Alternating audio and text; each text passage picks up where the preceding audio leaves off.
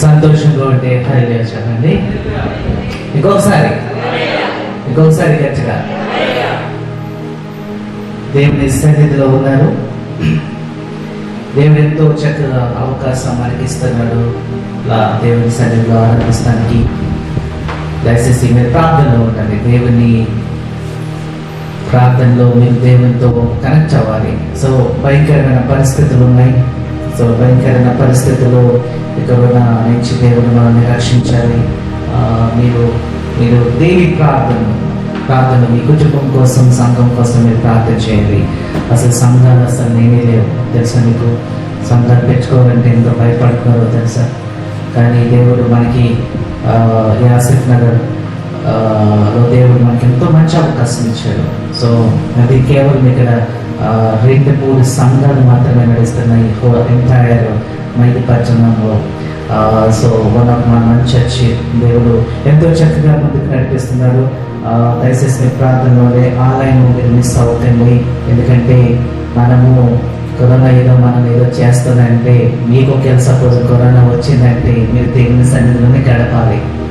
Medicines మిమ్మల్ని ఏమీ చేయలేవు, డాక్టర్స్ మిమ్మల్ని కాపాడలేరు.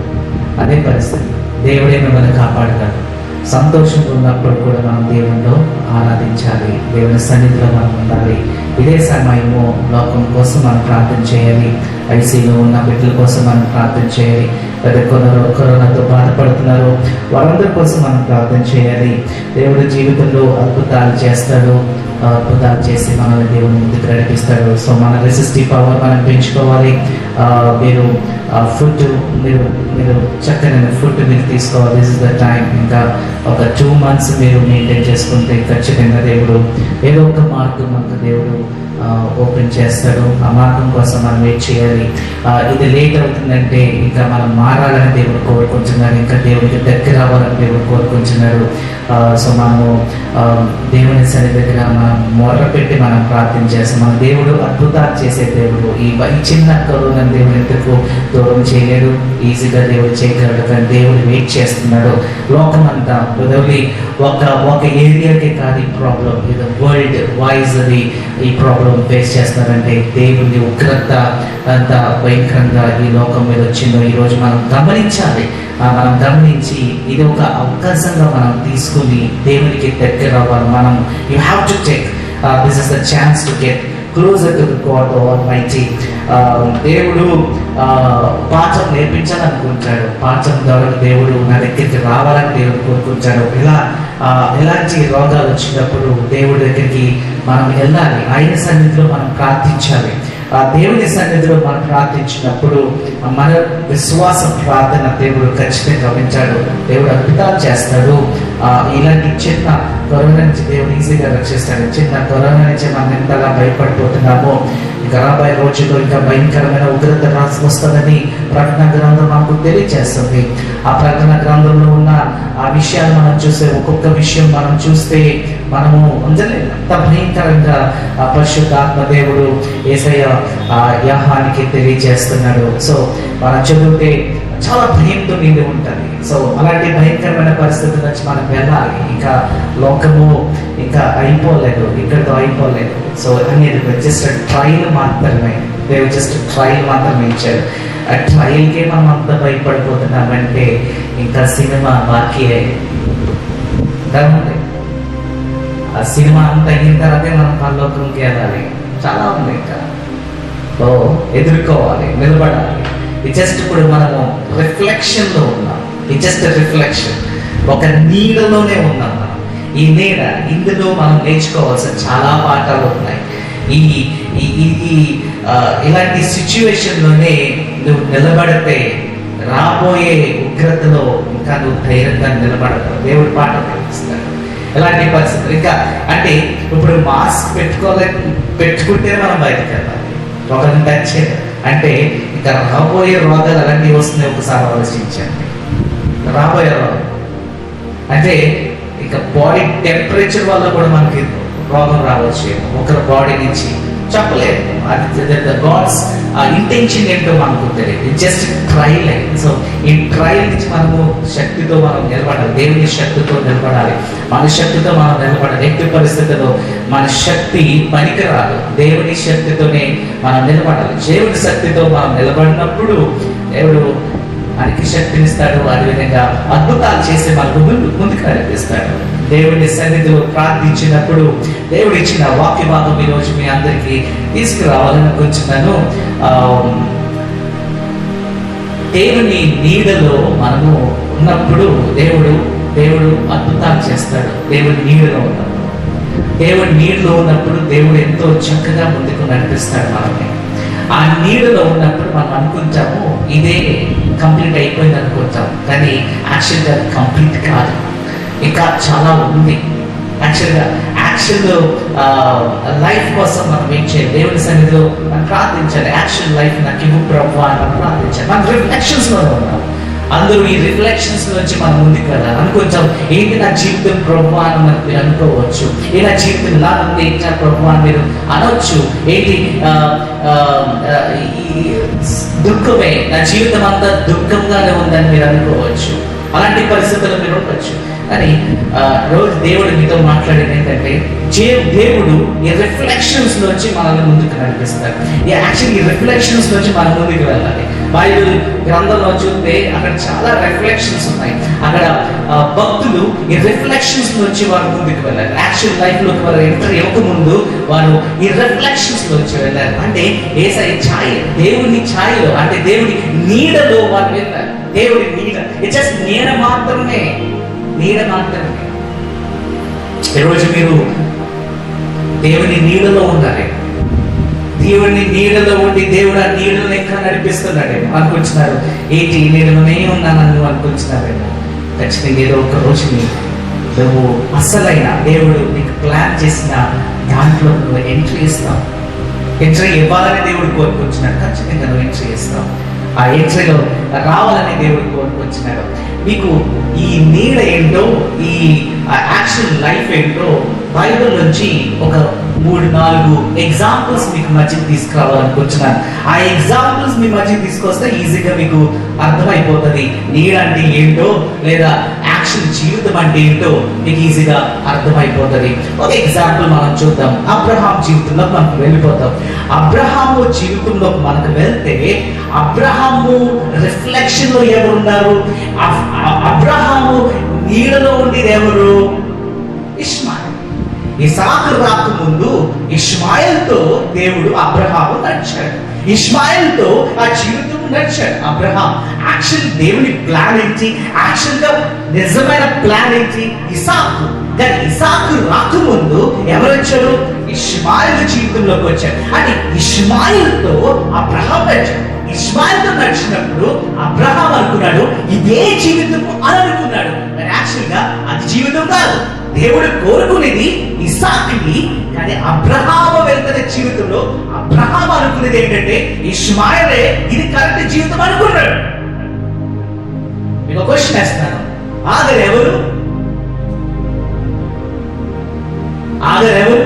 ఈ క్వశ్చన్ వేస్తే అనొచ్చు దాసురాలు అనొచ్చు. ఎవరికి? సారాకి దాసురాలు. కానీ బైబిల్ గ్రంథం ఏం తెలియజేస్తుంది తెలుసా? అబ్రహాము భార్య అని అంటారు. తెలుసా మీకు? ఒకసారి మనం చదువుకుందాం. 16-13 చదువు. 16-3 ఆదికాండము 16-3 మనం చదువుకుంటే, కాబట్టి అబ్రహాము కానాను దేశములో 10 ఏళ్లు కాపురమున్న తరువాత అబ్రహాము భార్య అయిన శారయి తన దాసి అయిన హాగరును ఐగుప్తురాలును తీసుకొని తన పెనిమిటి అయిన అబ్రహామునకు భార్యగా ఉండునట్లు అతనికి భార్యగా ఇచ్చింది. అంటే హాగరు ప్రేమైంది, భార్య అయిపోయింది. చాలా మంది అంటారు హాగరు దాసురాలు కదా, అంటే అప్పుడు దాసులు ఉండేవారు, వారితో పిల్లలు కనేవారని అంటారు. కానీ ఇక్కడ అలా జరగలే. అబ్రహాము జీవితంలో ఆగరు భార్య స్థానంలోకి వచ్చింది. భార్యగా వచ్చి అన్న దేవుడు బ్లెస్ చేశాడు. లేదా దేవుడు బ్లెస్ చేశాడు. ఆ దీవెనలు ఎవరు? ఇష్మాయిలు దేవుడు దీవెనగా ఇచ్చాడు. మనం 16-10 మనం చదువుకుంటే చూడండి. మరియు యెహోవా దూత నీ సంతానము నిశ్చయముగా విస్తరింప చేసేదను. నేను నీ సంతానం, ఈ ఇష్మాయిల్ సంతానాన్ని నేను బ్లెస్ చేయబోతున్నాను అన్నాడు. I want to bless it. Ishmael సంతానాన్ని బ్లెస్ చేస్తాడు. 11 మనం చూస్తే దేవుడు విన్నాడు. దేవుడు విన్నాడు. సత్యతో 11 చూస్తాక దేవుడు విన్నాడు. మరియు యెహోవా దూత ఇదిగో యెహోవా నీ మొర వినేను. మొర విన్నాడు. ఎవరి మొర? ఆగారు మొర. దేవుడు విన్నాడు. దేవుడు వినే దేవుడు, వింటాడు దేవుడు. దేవుడు ఆగారు మొర విని దేవుడు ఇష్మాయేల్ని దేవుడు దీవించాడు. ఇష్మాయేల్ని దీవించాడు. ఇప్పుడు వయసు ఎంత? అబ్రహాం వయసు 86 ఇయర్స్. అక్కడ మనం చదువుకుంటే 11లోనే 86 ఇయర్స్ అతనికి. అబ్రహాం వయసు 86 ఇయర్స్. 80 ఇయర్స్ కి ఎవరిని కన్నాడు? ఇష్మాయేల్ని కన్నాడు. ఇప్పుడు ఇష్మాయేల్ కన్నప్పుడు అబ్రహాం అనుకున్నాడు ఇదే నా జీవితం అనుకున్నాడు. ఈ రిఫ్లెక్షన్ లో ఈ నీరులో ఉన్నప్పుడు ఇదే నా జీవితం అనుకున్నాడు. ఇష్మాయేలే నా జీవితం అనుకున్నాడు. దాదాపు ఎంత కాలం వెళ్ళాడు ఇష్మాయేల్ తో? 14 ఇయర్స్ ప్రయాణం చేశాడంట. 14 ఇయర్స్. ఇసాకు రాకముందు 14 ఇయర్స్ ఇష్మాయేల్ తో అబ్రహాం నడిచాడు. ఇష్మాయేల్ తో అబ్రహాం నడిచాడండి. అబ్రహాంతో దేవుడు అంటున్నాడు చూడండి 18 మనం చదువుకుంటే ఇష్మాయేల్ దగ్గరికి దేవుడు అబ్రహాం దగ్గరికి వచ్చేటప్పుడు అబ్రహాము ఇది కాదు నీ జీవితం, నేను కోరుకుని ఇది కాదు, నువ్వు ఇంకా నీటిలోనే ఉంటావు. ఇది చేస్తే ట్రయల్ మాత్రమే. అసలైంది ఇసాకు. నేను ఇసాకుని దీవించుకోవద్దాను. నీకు ఇచ్చిన ప్లాన్ అది. ఇది కాదు, ఈ ప్లాన్ కాదు, ఈ ప్లాన్ కానే కాదు. తప్పు చేసావు కాబట్టి ఈ ప్లాన్ లోకి వచ్చావు. ఈ ప్లాన్ లో వచ్చావు. ఇదే దేవుడు నా ప్లాన్ నువ్వు అనుకుంటున్నావేమో కానీ లేదు. నువ్వు నీడలో ఉన్నావు. ఈ నీడలో నువ్వు వెళ్ళాలి. ఈ నీడలో నువ్వు అభివృద్ధి పొందుకోవాలి. అబ్రహాం అని దేవుడు మాట్లాడారు. అదే 18 మనం చూస్తే చూడండి. మరియు మామిడి దగ్గర ఉన్న సింధూర వనములో అబ్రహాము ఎండవేళ గుడారపు ద్వారం మందు కూర్చొని ఉన్నప్పుడు యెహోవా అతనికి కనబడెను. అతడు కనులెత్తి చూచినప్పుడు 3 మనుషులు అతని ఎదుట నిలబడి ఉండేది. అతడు వారిని చూచి గుడారపు వాకిటి నుండి వారిని ఎదుర్కొనుటకు పరుగెత్తి దేవుడు వచ్చి మాట్లాడు. అబ్రహాంతో మాట్లాడినప్పుడు అబ్రహామా ఇది కాదు నీ జీవితం. అబ్రహామా నీకు సంతానం ఇవ్వబోతారంటే అబ్రహాం ఏం చేశాడు తెలుసా? కింద బాబులో చెప్తే నవ్వాడంట. నవ్వుకున్నాడంట. చాలా నవ్వు వచ్చిందంట. ఏంటంటే ఆల్రెడీ 14 ఇయర్స్ నుంచి ఇష్మాయిల్తో జీవిస్తున్నాడు. ఆ నీడలో ఉన్నాడు. ఇష్మాయిల్ అంటున్నాడు ఇష్మాయిల్ నా కుమారుడని ఆయన నడుస్తున్నాడు. అలాంటి జీవితం నడుస్తున్నాడు. అబ్రహాం అనుకున్నాడు ఇంకో కుమారుడు ఎందుకు? ఇష్మాయిల్ ఉన్నాడు కదా సరిపోతాడులే, ఇంకొకటి కావాలి. ఆల్రెడీ దీవిస్తాడు, దీవించేశారు కదా. ఇష్మాయిల్ ఆల్రెడీ దీవించేశారు, ఆల్రెడీ దీవెనలు ఉన్నాయి కదా. మళ్ళీ ఇంకొక ఇసాకు ఎందుకు? అందుకని అక్కడ అన్నం వచ్చింది. బట్ దేవుడు ఏమంటాడంటే 20లో మనం చూస్తే ఇట్స్ ప్రామిస్. దేవుడు వాగ్దానం నిబంధన చేస్తాడు. అంటే ఇది కంప్లీట్ కావలే. నీ జీవితం ఇంకా కంప్లీట్ అవ్వలేదు. అబ్రహాం అని దేవుడు మాట్లాడు. నీ జీవితం ఇంకా ఇన్కంప్లీట్ లోనే ఉన్నావు. నువ్వు ఇంకా నీడలోనే ఉన్నావు. ఇష్మాయిల్ నీడలో నువ్వు వెళ్తున్నావు. ఇంకా దేవుడు కోరుకునేది ఏంటంటే మనము నీడలో ఉన్నప్పుడు అభివృద్ధి పొందుకోవాలని దేవుడు కోరుకుంటున్నాడు. అబ్రహాము నీడలో ఉన్నప్పుడు అభివృద్ధి పొందుకున్నాడు. దేవుడిని విడిచిపెట్టలేదు. దేవుడిని విడిచిపెట్టలేదు. అదే రిఫ్లెక్షన్ ఉన్నప్పుడు ఒరిజినల్ రాకముందు ఆయన నీడలో ఉన్నాడు. కానీ ఆ నీడలోనే అతను దేవుణ్ణి పట్టుకున్నాడు. దేవుడు ఉన్నాడు. ఇష్మాయిల్ తోటి ఈ లైఫ్ ని ముగించేద్దామని అబ్రహాం అనుకున్నాడు. కానీ దేవుడు ఇసాక్ని ఇవ్వాలనుకున్నాడు. ఇసాక్ని బ్లెస్ చేయాలనుకున్నాడు. ఇసాక్ ద్వారా దేవుడు ఒక రాజ్యాన్ని తీసుకురావాలి, నేషన్స్ తీసుకురావాలనుకున్నాడు. లోకం అంటే ఆయన ద్వారా ఇశ్రాయేలు ప్రజలను తీసుకురావాలని దేవుడు కోరుకున్నాడు. ఇసాక్ ద్వారా అసలు దేవుడు అంటాడు నువ్వు ఇంకా నీడలోనే ఉన్నావు అబ్రహాం. యాక్షన్ లో లైఫ్ లో నువ్వు రావాలి. అకంప్లీషన్ రిఫ్లెక్షన్. సో మన జీవితంలో చాలా రిఫ్లెక్షన్స్ ఉంటాయి. ఎలాంటి రిఫ్లెక్షన్స్ అనుకుంటాం? మన జీవితం కంప్లీట్ అయిపోయింది అనుకుంటాం.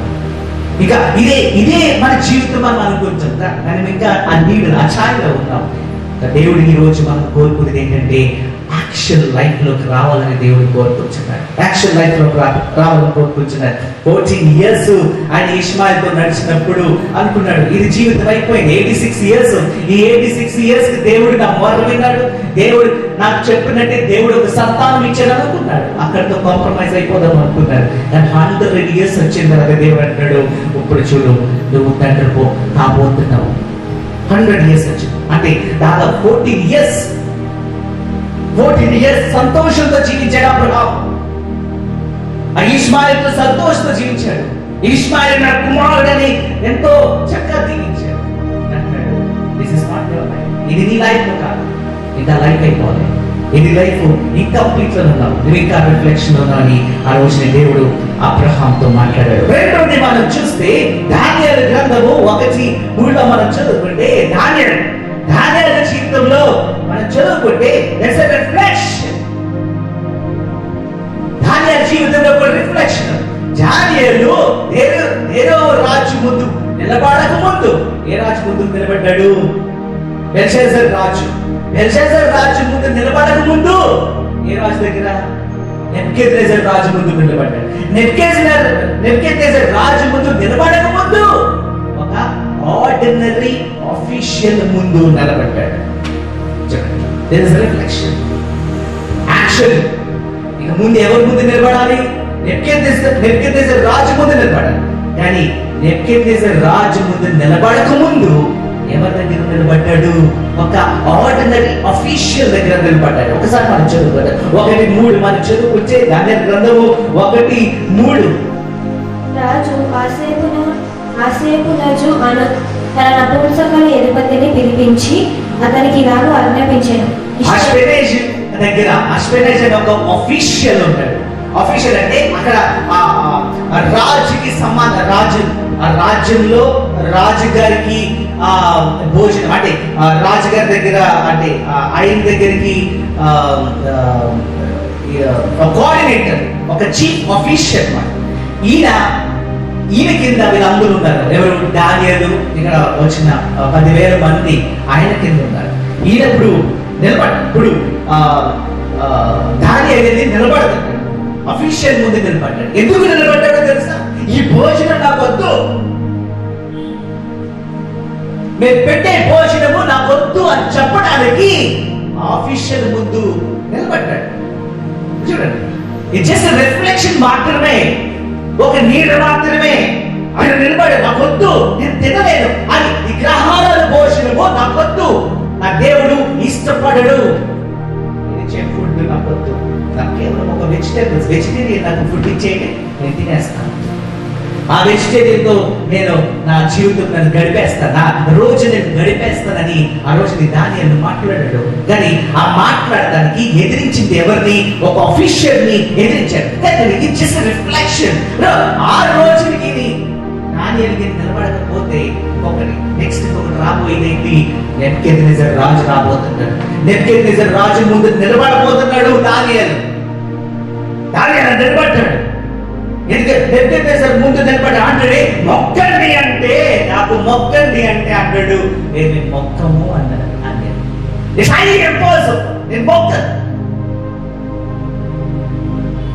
నెబుకద్నెజర్ తర్వాత ఇంకా వచ్చాడు బెల్షాజర్ కుమారుడు బెల్షాజర్ అంటున్నాడు ఎట్టి పరిస్థితుల్లో నువ్వు మూర్ఖుడివి అంటాడు. దానియేలు అంటున్నాడు నువ్వు మూర్ఖుడివి, నేను నీ తండ్రి మాట లేదులే, ఈరోజు నీ మాట ఎలా వింటున్నావు వచ్చినావు. బెల్షాజర్ ముందు నిలబడ్డాడు. ఆ రోజుని ఒక రిఫ్లెక్షన్. ఆ నీరేంటంటే ఆయన ఒక ఆఫీసర్ ముందు నిలబడ్డాడు, ఒక నిర్ణయం తీసుకున్నాడు. ఎవరు నిలబడలే, బట్ దానియేలు నిలబడ్డాడు, నిలబడి మాట్లాడాడు. ఒక ఆఫీసర్ ముందు నిలబడ్డాడు. తర్వాత ఎవరి ముందు? నెబుకద్నెజర్ రాజు ముందు నిలబడ్డాడు. నెక్స్ట్ వాళ్ళ కుమారుడు బెల్షాజర్ దగ్గర నిలబడ్డాడు. తర్వాత ఎవరి దగ్గర నిలబడ్డాడు? దేరేవు రాజు దగ్గర నిలబడ్డాడు. Yes, Darius, the king Darius was there. నిలబడ్డాడు, ఆయన ముందు నిలబడ్డాడు. నెక్స్ట్ ఎవరి దగ్గర నిలబడ్డాడు? ఆయన ఆగ్నేయముగా ఎక్కడికి నిలబడ్డాడు తెలుసా? సింహాల మధ్యలో నిలబడ్డాడు. సింహాల ముందు నిలబడ్డాడు. అంటే ఇక్కడ మనం చూడాల్సింది ఏంటంటే దానియేలు నిలబడాడు, ఆయన జీవితంలో నిలబడాలి.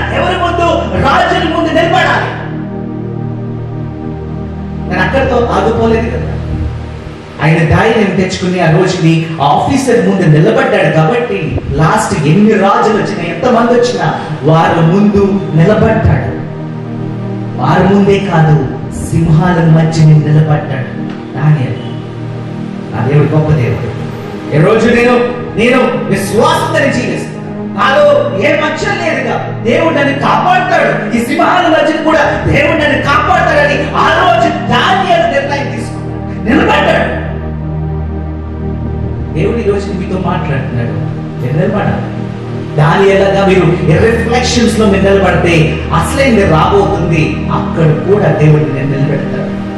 అక్కడ కూడా నువ్వు నిలబడాలి. ఈ జస్ట్ ట్రైల్స్, ఈ ట్రైల్స్ నిలబడితే అసలైంది వచ్చినప్పుడు కూడా నువ్వు నిజంగా నిలబడతావు. ఈ ట్రైల్స్ ఉన్నాయని చెప్పి దీన్ని చూసి మీరు భయపడితే ముందుకు రాలేదు. రోజుని దానియేలు నిలబడ్డాడు. ఫ్రెండ్స్ శత్రుఘ్న శేఖర్ అబేద్నగో వాళ్ళందరూ నిలబడ్డారు. ముందుకు వెళ్ళారు. దానియేలు నుంచి వారు ముందుకు ధైర్యం, చిన్న ధైర్యం తెచ్చుకున్నాడు. చిన్న ధైర్యం తెచ్చుకున్నాడు. అదే పెద్ద ధైర్యంగా మారిపోయింది. సింహాల మధ్య నిలబడాలంటే ఒక సింహం కాదు, అది చాలా సింహం. అది కూడా ఆకలితో ఉన్నాయంట సింహాలు. దాని చదువుకుంటే ఆకలితో ఉన్నాయి. ఆ గుహలో ఆ బోరలో ఆకలితో ఉన్నాయి, చెప్పడానికి రెడీగా ఉన్నాయి. అలాంటి మంచిని దానియేలు నిలబడ్డాడంటే చూడండి, ధైర్యం చూడండి. ధైర్యంగా ఒక ఆఫీసర్ ముందు నిలబడంటాడు, నాకు ఈ ఫుడ్ వద్దు, నేను తినను. విగ్రహాలకు పెట్టారు, ఈ భోజనం వద్దు అని ఆ రోజు నిలబడ్డాడు. కాబట్టి లాస్ట్ కి ట్రైల్ ఎక్కడికి వచ్చింది జీవితంలో? సింహాల మధ్యకి వచ్చింది. చూడండి, ఆ సింహాల మధ్యని కూడా నిలబడ్డాడు. నా దేవుడు గొప్ప దేవుడు అని అక్కడ సాక్షిగా నిలబడ్డాడు. ఆ రాజు నీ దేవుడు ఎంత గొప్ప దేవుడయ్యా అన్నాడు. మూడో మనం చూస్తే జోసెఫ్ జీవితంలో మనం చూస్తే జోసెఫ్ డైరెక్ట్ గా రిఫ్లెక్షన్ లో ఎక్కడికి వచ్చేసాడు? పోటిఫర్ ప్యాలెస్ లోకి వచ్చేసాడు. ఏ ప్యాలెస్ లోకి రాకముందు, ఫరో ప్యాలెస్ లోకి రాకముందు ట్రైల్ ఎక్కడికి వచ్చాడు? పోటిఫర్ ప్యాలెస్ లోకి వచ్చాడు. అధికారం దేవుడు ఆల్రెడీ రిఫ్లెక్షన్ ఇచ్చేసాడు. ఆ రిఫ్లెక్షన్ ఏంటంటే పోటిఫర్ ప్యాలెస్. అసలైతే ఏంటి? ఫరో యాక్చువల్ గా ఆయన ప్రధానమంత్రి అవ్వాలి. అని ఇప్పుడు ఏం చేశాడు? ఇన్ఛార్జ్ అయిపోయాడు. అంటే ఇన్ఛార్జ్ అంటే ఇట్స్ అ ట్రైల్. జోసెఫ్ అనుకోలేదు ఇక్కడతో నా జీవితం అయిపోయింది అనుకోలే. అయిపోయిందంటే ఆ పోటిఫర్ గృహంలోనే ఉండిపోవచ్చు, ఎంతో సంతోషంతో అక్కడే ఉండిపోవచ్చు. ఇదే కాలంలో దేవుడు నా పట్ల మేలు చేయాలనుకున్నాడు. అక్కడతో ఆగిపోతే అసలైంది ఉంది ఫరో ప్యాలెస్. అక్కడ ప్రధానమంత్రి అవ్వాలి. యాక్చువల్ దేవుడు కోరుకునేది ఆయన ఇన్ఛార్జ్ కాదు, ప్రధానమంత్రి అవ్వాలని దేవుడు కోరుకున్నాడు. ఆ రిఫ్లెక్షన్ లో ఉండిపోతే ప్రధానమంత్రి ఎప్పుడేమో దేవుడు ట్రైల్ తీసుకొచ్చాడు. ఆ ట్రైల్ ఏంటంటే పోటిఫర్ గృహంలో ఇన్ఛార్జ్ కాదు. It's a trial. You have to go there. నువ్వు అక్కడ ఉండాలి. దేవుడు అక్కడ పెట్టాడు. ఉన్నాడు అక్కడ. జోసెఫ్ పోటిఫర్ ప్యాలెస్ నుంచి ఎక్కడికి వెళ్ళాడు? ఫరో ప్యాలెస్ లోకి వెళ్ళిపోయాడు. నాలుగోది మనం చూస్తే దేవుడు అక్కడ ఇశ్రాయేలు ప్రజల్ని కనానుకు తీసుకెళ్ళక ముందు దేవుడు ఎక్కడ పెట్టాడు? ఐగుప్తులో పెట్టాడు. కనానులో ఏమున్నాయి? భయంకరమైన జంతువులు ఉన్నాయి, మనుషులు ఉన్నారు, చాలా ఎత్తైన మనుషులు. అందుకని 10 మంది వెళ్ళి సాక్ష్యం చెప్పారు. ఏం చెప్తారు? అక్కడ ఏమున్నాయి? పెద్ద పెద్ద మనుషులు ఉన్నారు. ఆ కనాను దేశంలో ఎంటర్ ఎవరు? అది భయంకరమైన, వారి మనం చంపేస్తారు, మనం నిలబడము, వారు మనం ఎదుర్కోలేము. దేవుడు ఇక్కడ దాకా తీసుకొచ్చాడంటే మనం చంపడానికి దేవుడు తీసుకొచ్చాడని వారు అనుకున్నారు.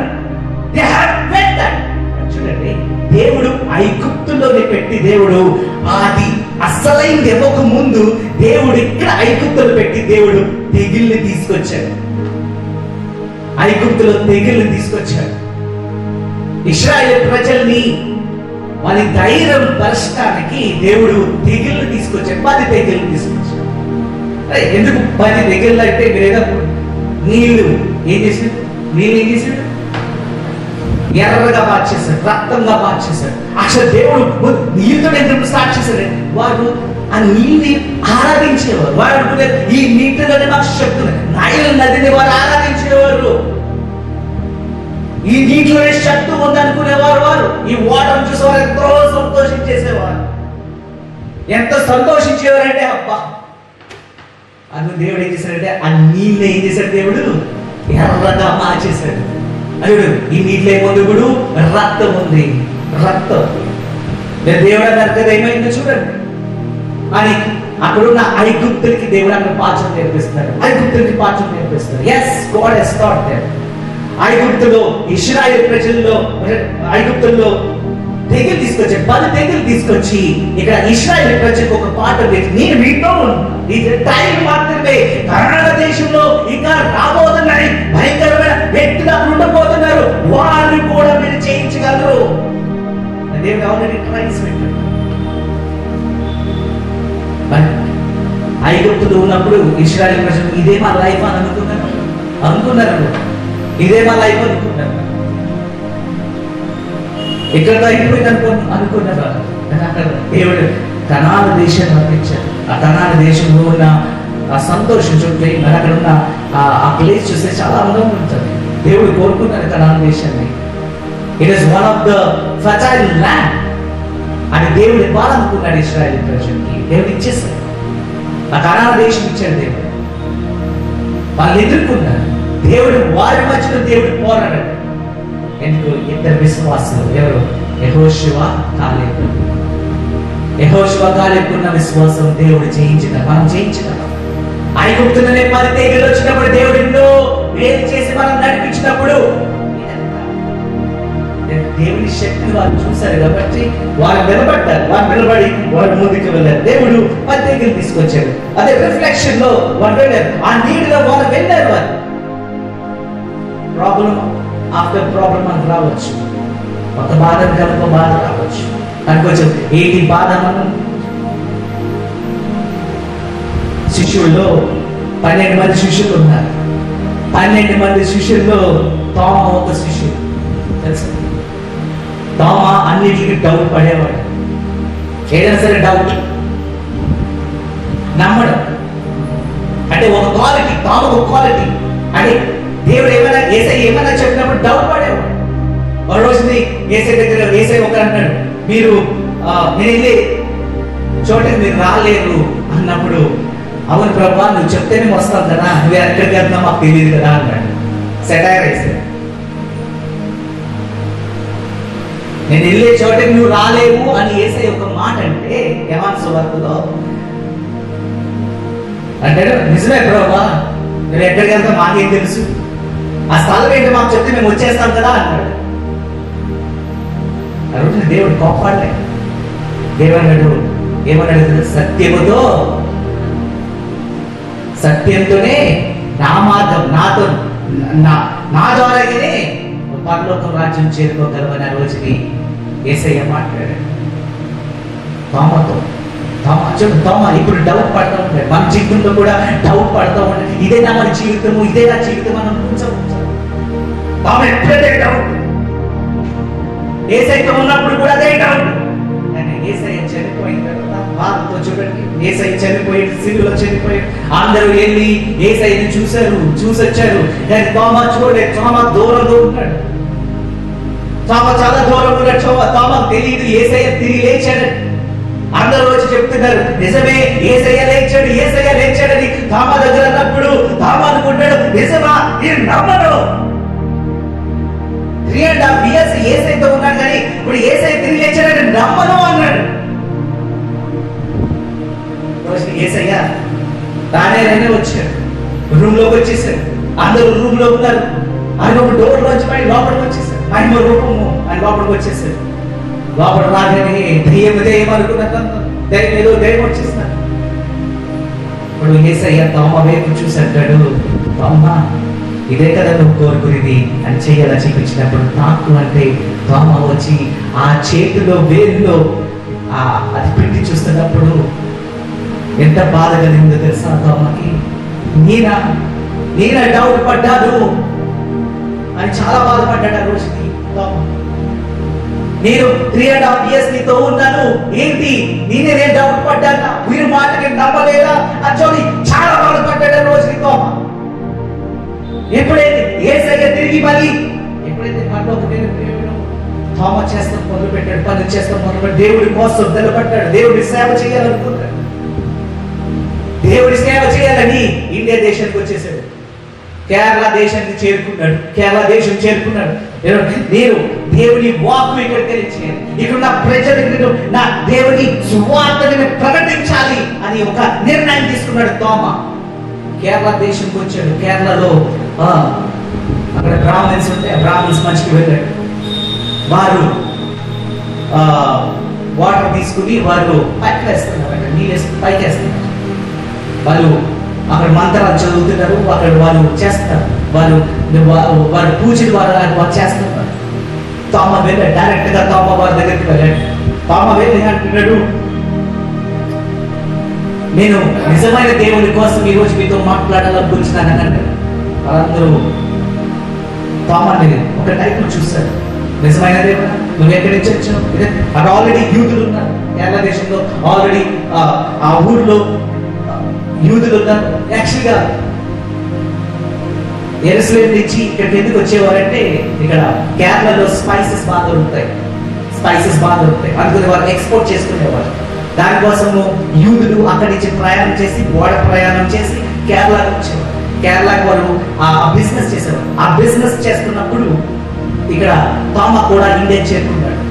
తోమ ఇండియాకి వచ్చి ఇక ఇక్కడ దేవుని సువార్త ప్రకటించాలని ఇక మంచికి వెళ్ళినప్పుడు ఇక్కడ బ్రాహ్మణ్స్ ఆ రోజుని వారు పూజలు చేస్తున్నారు. చాలా మంది ఉన్నారు, 3,000 మంది దాకా వారు పూజలు చేస్తారు. వారు వాటిని పైకి జరుగుతున్నారు, సూర్య నమస్కారాలు చేస్తున్నారు. వారు చూసి తోమ అన్నాడు, లేదు, నా దేవుడు గొప్ప దేవుడు, ఆయన కోసం ఈ రోజు నేను బ్రతికున్నాను, ఆయన నన్ను ముందుకు నడిపిస్తాను, ఆయన మీరు తెలుసుకోవాలి, ఖచ్చితంగా మీ నిత్య జీవం మీరు పొందుకుంటారు అని ఎవరు నమ్మలేదంట. అంటే ఈరోజు మీరు ఆ వాటర్ని మీరు పైకేస్తున్నారు కదా, నీళ్ళు పైకేస్తున్నారు కదా, ఆ నీళ్ళని నేను పైన ఆపేస్తానన్నాడు. ఆ నీళ్ళు నేను పైన ఆపేస్తాను అన్నప్పుడు వీరికి ఇంకా అర్థం కాదు. మీరు పైకి చల్లండి, ఆ వాటర్ నేను ఆపేస్తానన్నాడు, ఆ నీళ్ళని ఆపేస్తానన్నాడు. నా దేవుడు అంత గొప్ప దేవుడు అన్నాడు. నమ్ముతారంటే అక్కడున్న 3,000 మంది అన్నారు, నేను నమ్ముతాం, నువ్వు ఆపన్నాడు. అంటే ఒక్కసారిగానే మీరు ఆ నీళ్ళు తీసుకుని పైకి వేయండి అన్నాడు. ఆ నీళ్ళు పైకి వేయగానే యెహోవా నామములో అక్కడ ప్రార్థన చేయగానే నీళ్ళు ఆగిపోయింది. ఎప్పుడైతే నీళ్ళు అక్కడ ఆగిపోయింది, ఆ 3,000 మంది తోమ దగ్గరికి వచ్చి, నీ దేవుడు ఎవరో మాకు తెలియచేయి, ఈ రోజు మీ దేవుడిని ఆరాధించాలనుకుంటున్నామని చెప్పి 3,000 మంది అదే నదిలో బాప్టిజం తీసుకున్నారంట. ఒకప్పుడు దేవుణ్ణి డౌట్ పడ్డాడు తోమ. తామ అనుకున్నాడు, నిజంగా యేసయ్య ఏంటి, ఆ యేసయ్య రాజ్యం అంటే ఏంటి, డౌట్ పడ్డాడు. అదే డౌట్ పడే తోమ 3,000 మంది ఇండియాలో కేరళలో మార్చేశారు. 3,000 మంది మారిపోయారు. ఆ దేవుని శక్తి తీసుకుని మారిపోయి ఇలా పోయి 7 సంఘాలు కట్టాడు. తెలుసా, కేరళ 7 సంఘాలు ఆయన కట్టుకున్నాడు. ఆయన పేరు కదా సెయింట్ థామస్ అని 7 సంఘాలు అక్కడ ఉన్నాయి. ఆయన విశ్వాస జీవితంలో చూడండి, రిఫ్లెక్షన్ లో ఉన్నారు. యాక్చువల్ జీవితంలో ఆయన ఏం చేశాడు, 3,000 మందిని మార్చేశాడు ఇండియాకి వచ్చి. పేతురు మార్చాడేమో, యెరూషలేములో మార్చాడేమో, కానీ తోమ ఎక్కడికి ప్రయాణం చేశాడో చూడండి. ఇండియా దేశానికి ప్రయాణం చేసి ఇండియా దేశంలో అక్కడ 3,000 మందిని మార్చి ఆయన నిలబడ్డాడు, సాక్షిగా నిలబడ్డాడు. అలా కేరళ నుంచి తమిళనాడుకి వచ్చాడు. తమిళనాడులో అక్కడ ఆయన ఆల్రెడీ శిష్యులతో తెలియజేశారు, తోమ నేను ఇక్కడ రాదని, అక్కడితో నా ముగింపు ఉంటానని ఆల్రెడీ పరిశుద్ధాత్మ దేవుడు తెలియజేసేసారు. చెన్నైకి రాగానే, మద్రాస్ ఏరియాకి రాగానే అక్కడ చంపేశారు, అక్కడ చనిపోయాడు, మరణించాడు. ఆయన సమాధి ఇంకా చెన్నైలో ఉంది. వెళ్తే మన సమాధి ఎక్కడ కనపడదు. చూడండి, దేవుడు ఈ రోజు మనతో మాట్లాడు. దేవుడిని నమ్మితే, విశ్వాస జీవితంలో మనం బలపడితే అద్భుతాలు చేస్తారు. మరి అదే జీవితం అనుకుంటాం కాదు, యాక్షన్ జీవితం ఇంకా ఉంది. తమదర ఇండియాలో ఏమొచ్చింది, యేసయ్య వచ్చాడు. ఇండియాకి యేసయ్య వచ్చాడు. బ్రిటిష్ అనుకుంటాం మనం, వచ్చేసి ఎంతో మంది మారారు. దేవుడి సన్నిధిలో ఎంతో మంది మార్మస్ పొందుకున్నారు. తోమ ఎందుకు పనికిరాని వ్యక్తి అనుకున్నారు, నేను ఇండియాకి వచ్చే పనికొచ్చే వ్యక్తిగా నిలబడ్డాడు. ప్రశ్న, దేవుడు పనికొచ్చే వ్యక్తిగా దేవుడు చేయాలి. అదే నువ్వు రిఫ్లెక్షన్ లో ఉన్నప్పుడు అభివృద్ధి పొందుకోవాలి. నువ్వు బలపడాలని దేవుడు కోరుకొచ్చారు. అభివృద్ధి ఎలా పొందుకుంటాము ఈ నీడలో ఉన్నప్పుడు అని మీరు అనుకుంటారండి. ఒక ఎగ్జాంపుల్ నేను చెప్తాను. మన్నా ఎక్కడి నుంచి వచ్చింది? పరలోకం నుంచి వచ్చింది. మన్నా ఎలా ఉండేది? చెప్పండి. స్నో వినపడతాయి. దేవుడు ఏం చేశాడంటే, ఇశ్రాయేలు ప్రజలకి ఆహారం కావాలన్నప్పుడు, ఆకలితో ఉన్నప్పుడు దేవుడు ఏం చేశాడు? పైనుంచి పరలోకం నుంచి దేవుడు ఏం కురిపించాడు? మన్నాను కురిపించాడు. అవునా? ఇప్పుడు ఈ మన్నా ఎలా ఉండేది మన దృష్టిలో? మీకున్న నాలెడ్జ్ ప్రకారం ఎలా ఉండేది? చెప్పండి. స్నో అంటే తెల్లగా ఉండేది. మరి ఏం చేశాడు? ఎనిమిది తీసుకు తినేయడమేనా? అంతే కదా, న్యాచురల్గా అది కాదు. అసలు మన్నా అంటే ఏంటో రోజు మనం చూద్దాం. కీర్తనలు మనం చదువుకుంటే 78-84 మనం చదువుకుంటే, కీర్తనలు 78-24 మనం చదివితే చదవాలి. ఆహారమునకై ఆయన వారి మీదకు మన్నాను కురిపించెను, ఆకాశ ధాన్యము వారికి అనుగ్రహించెను. ఏంటది? ఆకాశ ధాన్యం. ధాన్యం అంటే పైనుంచి వచ్చింది ధాన్యం. అంటే మన్నా ఏంటి? ధాన్యం. ఇంగ్లీష్ లో ఏమందంటే సీడ్స్ ఉంది, గ్రెయిన్స్ అని ఉంది. గ్రెయిన్స్ అంటే డైరెక్ట్ గా పైనుంచి ధాన్యం పడిందంట. అర్థమవుతుంది? మన దృష్టిలో ఏంటది? ఐస్ ముక్కలో ఏదో మంచో ఏదో పడుతుందని మనం అనుకుంటున్నాం. స్నో పడుతుందని అనుకుంటా. స్నో కాదు, అసలు దేవుడు కురిపించింది. మన్నా అంటే ఏంటి? మన్నా అంటే అదేంటి? ధాన్యం. It's seeds, grains. అది దేవుడు పైనుంచి కురిపించాడంట. పైనుంచి దేవుడు కురిపించాడు. ఇక కింద లోతులోకి వెళ్తే సంఖ్యాకాండము 11:7 మనం చదువుకుంటే అదంట. చూడండి, 11:7 సంఖ్యాకాండం 11:7. కొత్తిమీర గింజల వలె ఉండేది. ఎలా ఉన్నాయంట? కొత్తిమీర గింజలా ఉన్నాయి. కొత్తిమీర కాదే, కొత్తిమీర గింజలా ఉన్నాయి. చూడండి, ఆడ 12 గోత్రాలు ఉన్నాయి. 12 గోత్రాలు వెళ్తున్నాయి. ఆ 12 గోత్రాలు వెళ్తున్నప్పుడు పైనుంచి మన్నా కురుస్తుంది. మన్నా కురుస్తుంటే వీళ్ళు వెళ్ళి ఏం చేస్తున్నారు? ఆ ఇత్తనం తీసుకుంటున్నారు. అది టేస్ట్ చేస్తే ఒకరికి ఎలా అనిపిస్తుంది? అది ధాన్యం లాగుంది. ఇంకొకరికి ఎలా అనిపిస్తుంది? అది కొత్తిమీర గింజలా ఉంది. టేస్ట్ అలా అనిపించింది. నోట్లో పెట్టుకోగానే కొత్తిమీర స్మెల్ వచ్చిందో లేకపోతే ఆ టేస్ట్ వచ్చింది. అది అంటారు ఆ కొత్తిమీర గింజలా ఉందంటారు. కొత్తిమీర గింజలా. చూడండి, దేవుడు డైరెక్ట్ గా మన్నా అంటే ఏదో ఫుడ్ బయటపడిపోయింది వెళ్ళి తినేసారని మీరు అనుకోకండి. దేవుడు విత్తనాలు పై నుంచి కురిపించాడు. మీరేం చేశారంట? 11:8 చదువు.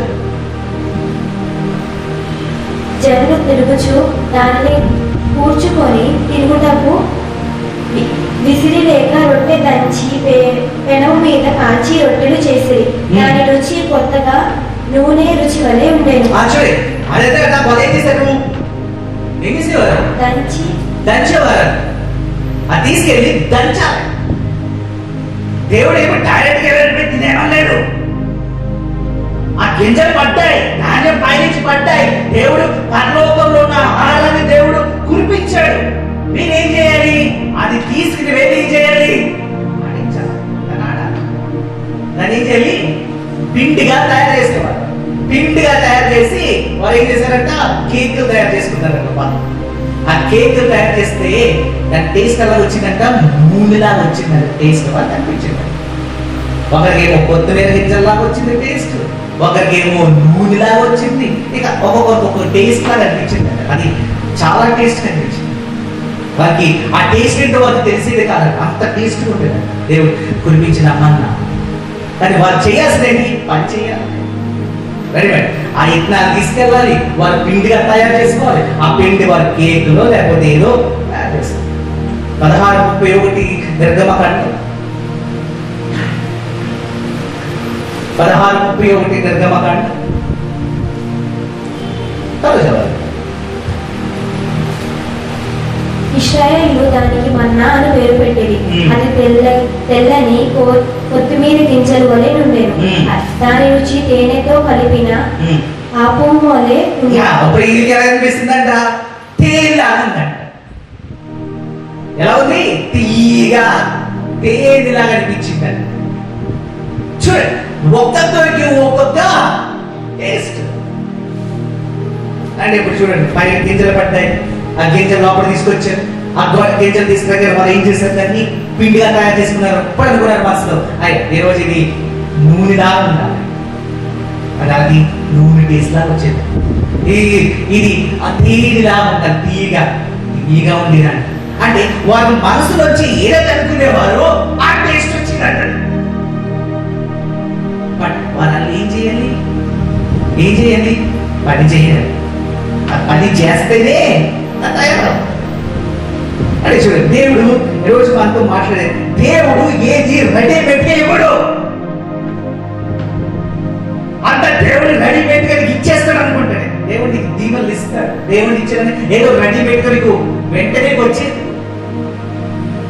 వాడు నాకు ₹1,00,000 కావాలనుకుని అడిగామంటే నీకు ₹1,00,000 వచ్చేది ఇస్తాడు దేవుడు. నేను అది ఎలాగా పనులు ఉంటాయి, కష్టపడాలి, ప్రార్థన చేయాలి, ఏయో చేయాలి. అవన్నీ కష్టపడితే డైరెక్ట్ గా తీసుకొచ్చి నీ చేతిలో పెట్టేది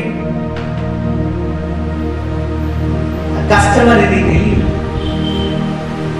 దేవుడు అంటాడు, ఈ రిఫ్లెక్షన్స్ లో ఉన్నప్పుడు నువ్వు కష్టపడాలి. వారు మన్నాని తిన్నప్పుడు వారు కష్టపడ్డారు కాబట్టి అది టేస్ట్ వారికి చాలా మంచిగా అనిపించింది. కష్టపడ్డారు. God gives raw material. దేవుడు మనకు రా మెటీరియల్ మాత్రమే ఇస్తాడు, డైరెక్ట్ గా రెడీమేడ్ గా ఏది ఇవ్వడం. ఆ రా మెటీరియల్ మనం తీసుకుని దాన్ని మనం తయారు చేసుకోవాలి. అది తయారు చేసుకున్నప్పుడు దేవుడు దాన్ని దీవిస్తాడు. తయారు చేయాలి.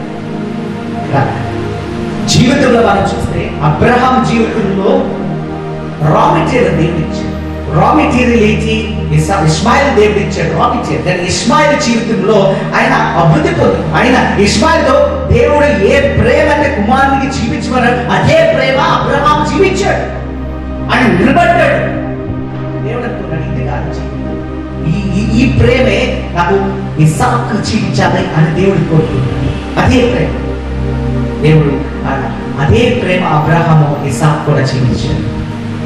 ఇస్సాకు కూడా అదే దీవెన పొందుతున్నాడు. దేవుడు ఏది రెడీ పెట్టాడు. సో ద ప్రాసెస్, మన ప్రాసెస్ లో, ఆ ప్రాసెస్ లో ఉన్నప్పుడు దేవుడు మనం దీవిస్తాడు. ప్రాసెస్ ఇదంతా ప్రాసెస్. ఇప్పుడు ఈ రోజు మనకి ఈ ప్రాసెస్ లో ఉన్నప్పుడు నీకు సంతోషం, జాయ్ కావాలన్నప్పుడు, సంతోషం కావాలనే ప్రాసెస్ లో ఉన్నప్పుడు నీకేమొస్తుంది? రిజల్ట్ సంతోషం వస్తుంది. ఈ ప్రాసెస్ నువ్వు నాకు ధనము కావాలని ప్రాసెస్ చేస్తున్నప్పుడు నీకేమొస్తుంది? ధనమే వస్తుంది. నీకు ఈ ప్రాసెస్ లో నువ్వు కష్టపడినప్పుడు అదే వస్తుంది. తెలుసు ఒక సిస్టర్ 15 years ఒక సంతానం విజయనగరం వాళ్ళు 15 years ఒక సంతానం 15 years వాళ్ళ అక్క పిల్లల్ని ఎత్తుకు తిరిగింది. 15 years అంటే 15 years అక్క కూతురు ఆ ప్రేమని పంచుకోండి. అక్క కూతురుతో ఆ ప్రేమ పంచుకోండి.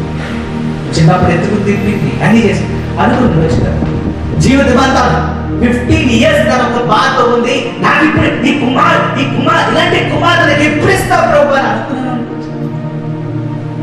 దేవుడు ట్రైల్ లో పెట్టాడు చూడండి. ట్రైల్ ఎలా పెట్టాడు చూడండి. ట్రైల్ పెట్టాడు. ఆ ట్రైల్ లో అనుకుంటే తన జీవితం అంతా అనుకుంటే ఏంటి నా జీవితం అనుకుంది, నాకు ఇంకా నేను ఈ గొడ్రాలుగానే ఉండిపోతాను, నాకు ఇంకా కుమార్తెలు నాకు ఇవ్వడా, సంతానం దేవుడు నాకు ఇవ్వడా అని ఆ ట్రైలర్లో ఉండిపోయి ఆ ట్రైలర్ అక్క కూతురు ఎదుగుతూ చూస్తుంటాడు. ఆ మనిద్దరి మధ్యన ప్రేమ చూస్తుంది. కానీ వెనక్కి కూడా అనుకుంటాను, నాకు ఎప్పుడు ఆ సంతానం వస్తుంది, ఎప్పుడు నేను మా అక్క నాకు ఎప్పుడు సంతోషంగా ఉంటానని కన్నులో కూడా ఏదో ఒక రోజు అనుకున్నాను. బాధపడ్డారు, చాలా బాధపడ్డారు. 15 years తను బాధపడ్డారు. ఎన్నో డాక్టర్స్ దగ్గరికి వెళ్ళండి, ప్రార్థన చేసుకుని 15 years తన ప్రార్థనలో ఉంది. దేవా నాకు నా మొర విను ప్రభు, నా మొర విను. దేవుడు మన రిఫ్లెక్షన్ దేవుడు చూపిస్తున్నాడు. తన జీవితంలో అనేక మందిని చూస్తుంది, అనేక మందిని చూస్తుంది. తన జీవితంలో మాత్రము తను అనుకుంది నాకు ఇది కాదు అంటాను. ఒక సిచ్యువేషన్ రోజు తన దగ్గరికి హౌస్ విజిట్కి వెళ్ళినప్పుడు అమ్మగారు నన్ను చూసి మాకు ఇంకో కుమార్తె ఉంది, తన కోసం ప్రార్థన చేయాలి పాస్టర్ గారు అన్నప్పుడు తమనమ్మా నాకు వచ్చి అయినా 13 years నుంచి సంతానం లేదు. 13 years నుంచి 13 సంవత్సరాల నుంచి నాకు సంతానం లేదు. మేము అడాప్ట్ చేసుకోవాలనుకుంటున్నాను. మా హస్బెండ్ అన్యుడు, ఒక అన్యుడికి ఇచ్చి నాకు వివాహం చేశాడు. ఆయన ఎప్పుడు ఈ పూజలు ఈ అంటూ ఉంటారు, కానీ నేను మాత్రం యేసయ్యని నమ్ముకున్నాను. మా కుటుంబము యేసయ్య జీవితం, యేసయ్య నడపలో మేము వెళ్ళాము, ఆయన మార్గంలో మేము జీవించాము. ఈరోజు నాకు చాలా బాధగా ఉంది. ఈరోజు సంతానం కోసం నేను చూస్తుంటే ఆయన ప్రార్థనలో, ఆయన మందిరానికి రా.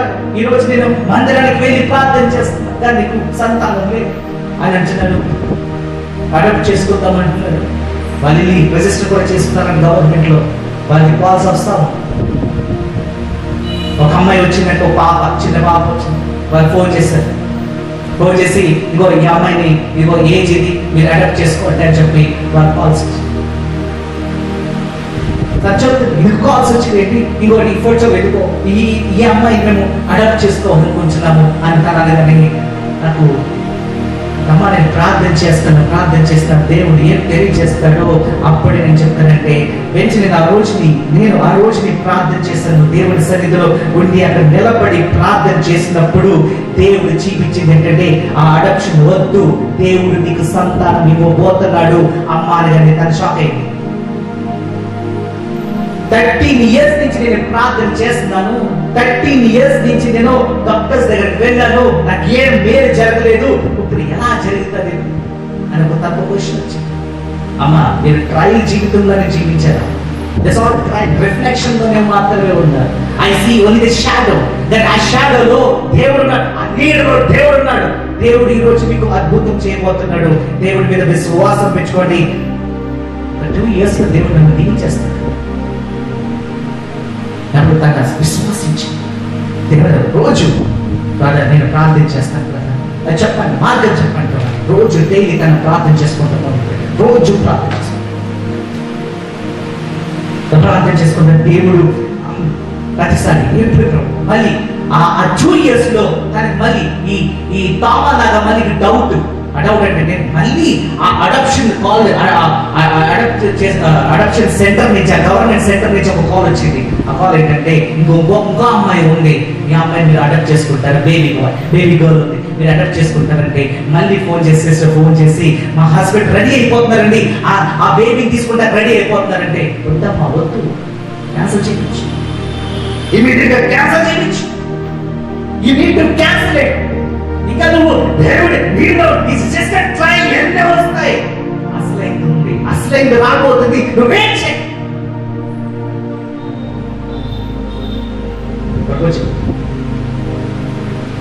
ఆ అడాప్షన్ లో తన దగ్గరికి వచ్చింది పాపలు మాత్రమే వచ్చారు, అబ్బాయి కానీ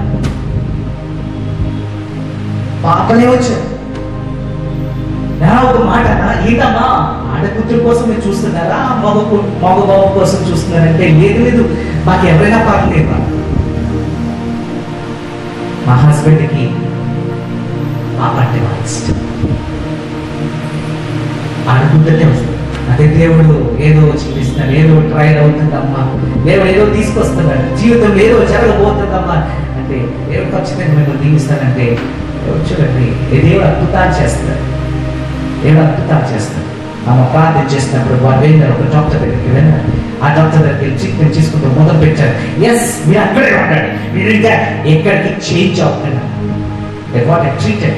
ఆ ట్రీట్మెంట్ తీసుకుంటున్నారు. ఇప్పుడు ఆఫ్టర్ 13 years 15 years తర్వాత వారు అచీవ్మెంట్ చూడండి, అచారిలో ఉన్నారు, నీళ్ళలో ఉన్నారు. వారికి ఇప్పుడు అంత కన్ఫ్యూజన్ ఉంది, అవుతుందా లేదని కన్ఫ్యూజన్. కానీ తనకు మాత్రం విశ్వాస జీవితం తన బలపడే లేదు, ఇది జరుగుతుందని విశ్వాసంతో తన ముందుకు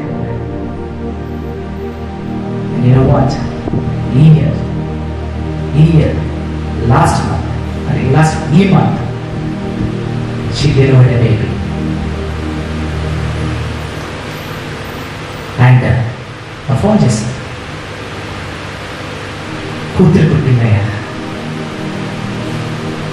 అన్నప్పుడు అసలే కరోనా ఇక్కడ నిర్మల హాస్పిటల్లో బేబీ పుట్టింది.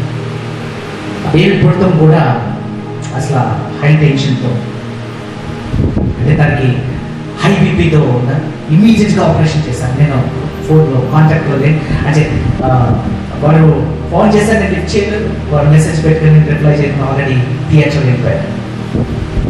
అది చూస్తే ఆ అమ్మాయిని పల్స్ అంతా పడిపోయింది. ఇమీడియట్గా నైస్ హాస్పిటల్ అడ్మిట్ చేస్తారు. ఒక 3 days వీళ్ళందరూ టెన్షన్ ఓకే, ఇది జస్ట్ ట్రైల్ అమ్మా. మీలో ఉన్న డిజాల్వ్ రిఫ్లెక్షన్ మీరు ఎన్నో ఎదుర్కొంటారు. ఈ బేబీ అక్కడికి వెళ్ళిందంటే ఒక దేవదూతగా బయటకు వస్తుంది. దేవుడు ఇచ్చాడంటే దేవుడు తీసుకుంటాడు. That is after 15 years you have been blessed. 15 years తర్వాత నీకు సంతానం వచ్చిందంటే ఇట్స్ ఓన్లీ దేర్ బ్లెస్సింగ్. అదే 3 days తర్వాత fourth day అయిపోయింది, వెంటనే ఫోన్ చేసి just wonderful. నేను బాబు రాకేష్ వాళ్ళ ఇంటికి వెళ్ళాను. బేబీ తీసుకొచ్చి చేతిలో నా పెట్టుకొని చూసి అనుకున్నా this all reflections I see. అవన్నీ రిఫ్లెక్షన్ చూసి అవును బ్రదర్, ఇట్స్ బీ ఎంతకాలం అండి మర్చిపోయాను. ఎంతకాలం 15 years బ్రదర్, 15 years. 15 years అదే జీవితం అంతా జీవించేసింది. అసలైన జీవితం ఇప్పుడు స్టార్ట్ అయింది. This is the life, this God wants to complete. ఈ జీవితంలో దేవుడు కంప్లీట్ చేయాలనుకుంటాడు, కానీ కంప్లీట్ అవ్వకముందే ఇదే నా జీవితం అని చెప్పేసి మనం ఆగిపోతాం. You need to complete the జీవితం కంప్లీట్ చేయాలి. ఆ బేబీని చూస్తే ఎంత ఎంతగా ఉందో తెలుసు. సో గార్జియస్, అంత అందంగా ఉందో ఎప్పుడు చూడలేదు, అంత అందం ఉంది. అంటే దేవుడు ఇస్తే అద్భుతాలు చేస్తే ఇదేమో అనుకున్నాను. ఇంత అందమైన పాపని దేవుడు ఇచ్చాడు, ఎలా అద్భుతాలు చేస్తాడు. అందులో అబ్రహాం అన్నాడు, నువ్వు ఇష్మాయిల్ని చూసి ఇదే జీవితం అనుకుంటావు అబ్రహామా? రాబోస్తున్నాడు, ఇంకొకటి వస్తున్నాడు చూడు. ఇస్సాకు చూస్తే, ఇస్సాకు జీవితంలో చూస్తే ఆయన నిలబడి ఆయన ముందుకు వెళ్తే ఇస్సాకు వండర్ఫుల్లీ మేడ్, వండర్ఫుల్లీ మేడ్. ఇప్పుడు ఇస్సాకు నుంచి మనందరికి వచ్చాడు, ఇందులందరికీ వచ్చాడు. దేవుడు ఎంతో దీవించాడు అబ్రహాము, ఇస్సాకు ఇచ్చాడు. దేవుడు మన దేవుడి దగ్గర ప్రాసెస్ లో ఉన్నప్పుడు మనం ఏది అడిగితే అది దేవుడు ఇస్తాడు. మన్నాన్ని వాళ్ళు ఎలాగ పిండిగా తయారు చేసుకుని, ఎలాగ కేక్ గా తయారు చేసుకుని, అది నూనె లాగుద్ది, అది తేనె లాగుద్ది, వారు అనుకునే టేస్ట్ వారికి ఎలా ఏ విధంగా వచ్చిందో మనం కూడా ప్రాసెస్ చేస్తున్నప్పుడు, మనకు అనుకున్నప్పుడు మనకి జాయ్ రావున్నప్పుడు జాయ్ సంతోషం వచ్చేస్తుంది, ఆనందం రెండే వచ్చేస్తుంది. మనం ఏది కోరుకుంటామో ఆ హ్యాపీనెస్ వచ్చేస్తుంది. ఆ ప్రాసెస్ లో మనము ఉండాలని దేవుడు కోరుకుంటున్నాడు. ఈరోజు నువ్వు అనుకుంటున్నావేమో ఇదే నా జీవితం అని నువ్వు అనుకుంటున్నావేమో, ఇదే నా జీవితం అనుకుంటున్నావేమో, మరి ఇది కాదు. జస్ట్ ఇంకా ఎక్కడున్నావు? ఆ షాడోలో ఉన్నావు, ఆ నీడలో ఉన్నావు. దేవుడు అసలైన ఇంకొక జీవితం ఉంది, అది నీకే బాధకొచ్చినాడు. దానికోసం నువ్వు సిద్ధపడాలి. దయచేసి అందరూ లేచి నిలబడండి, మనం ప్రార్థన చేసుకున్నాం. ఈరోజు దేవుడు మనతో మాట్లాడాలి. God has spoken to us. తండ్రి